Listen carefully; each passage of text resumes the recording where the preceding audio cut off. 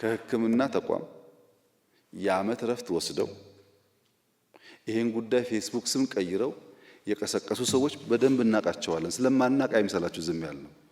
አልተነቃብንም ምናምን እንደሚሉ አውቃለሁ፣ እናቃቸዋለን። ከየት ከተማ ረፍት ወስደው መጥተው እዚህ ሞቢላይዝ ሲያደርጉ እንደነበረም እናቃለን። እነሱ ሐኪሞች አይደሉም። በድንገት ጋውን ለብሰው ሊሆን ይችላል። ጋውን ለብሰው ጋውንን የፖለቲካ መሳሪያ አድርገው የቆሙ ሰዎች አሉ። ስለማይታወቁ ግን አይደለም። ጋውን የተከበረ ነው፣ መከበር አለበት አለች እህቴ። እውነቷን ነው። ብዙ ሰው እየዳነበት ስለሆነ ጋውን ክብር አለው። ግን ያ ጋውን ሐኪሞች ሲለብሱ ብቻ ነው ክብሩ። ሐኪም መሳይ ፖለቲከኛ ከለበሰው ክብር የለውም። ሐኪም መሳይ አክቲቪስት ከለበሰው ዶክተር ኤክስ እባላለሁ ብሎ ፖለቲካ ከነዳበት ክብር የለውም። ይህንን ማጥራት ደግሞ የኔና የናንተ ስራ ይመስለኛል። በጅምላ ከሆነ አይሆንም።